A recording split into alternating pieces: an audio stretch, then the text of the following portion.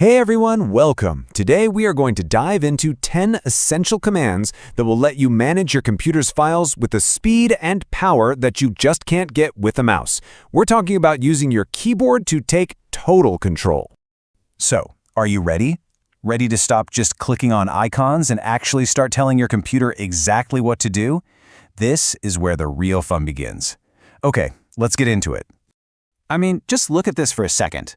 On the left, you've got the usual way. Click, click, click. 5 separate steps. On the right, one single, clean command. This is about more than saving a few seconds. Think about it. What if you had to create, say, 100 files? With the terminal, you could whip up a tiny script to do that in literally a second. That's the kind of power we're going to unlock today. All right, first things first. Before we can start bossing our files around, we kind of need to know how to get from place to place, right? This first set of commands is all about getting your bearings.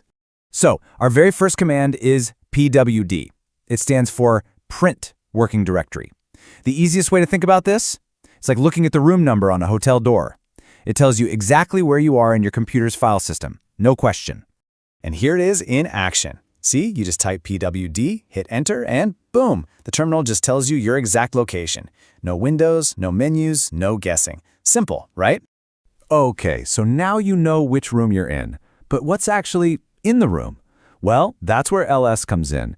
It lists all the files and folders right where you are, like doing a quick inventory of all the furniture in the room.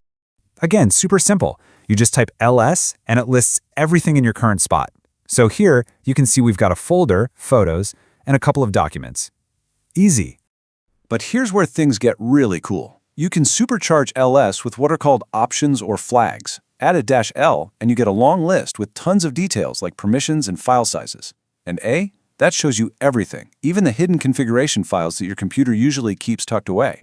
All right, next up, CD for Change Directory. This is basically how you teleport around your system. Think of it as just walking from one room to another. And listen, you got to remember these shortcuts. CD ... takes you up one level, and CD/ is your instant get me home button. They're game changers. So let's see it live. We type CD Photos. See that? The prompt actually changed to show us we're now inside the Photos folder. And then a quick CD ... and we're right back where we started. This is how you move around like a pro, fast and precise. Okay, we're navigating like champs. Now it's time to actually start building stuff. This next section is all about creating your own digital space from scratch. Want to make a new folder, or as it's often called, a directory? The command is mkdir, short for make directory. It's like instantly building a new empty room for your stuff. And what about putting something inside that new room? To create a brand new empty file, we use this really neat command called touch. It's like putting a blank sheet of paper down on the desk, ready to go. Now, let's put those two together. Watch this. First, mkdir new project builds the folder. Then, we use touch to create a file called draft.txt directly inside that new project folder. See how powerful that is? 2 quick commands, and we've already started to structure a project. Okay, so we can create things. Now we need to know how to manage them. Let's get into the absolute essentials: copying, moving, and, of course, deleting.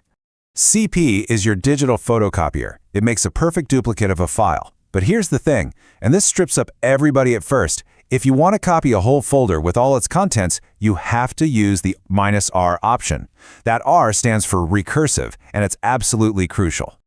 Next up is MV. And this one is super clever because it does 2 jobs. You can use it to move a file to a whole new spot, or you can use it to rename a file right where it is. So efficient. And that brings us to the most powerful, and honestly the most dangerous of the 3, RM, for remove. This is your digital shredder.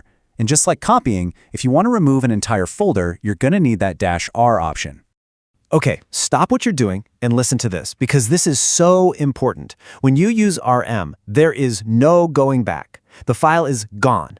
Poof, forever. There's no trash can, no recycle bin, no undo button. This is raw power, so you have to use it with respect. All right, 2 last, quick, and super handy commands for you.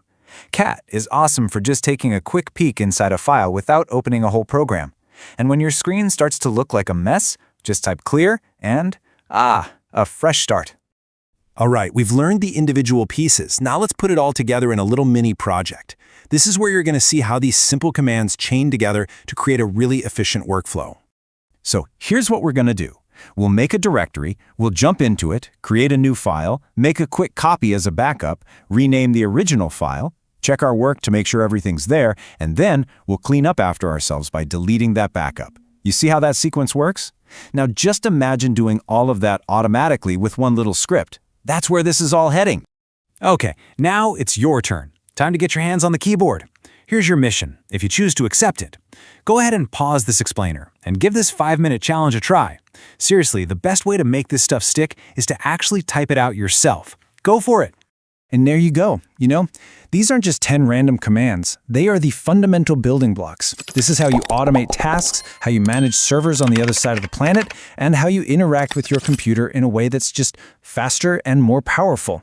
You literally have the keys now. So the only question left is, what are you going to build?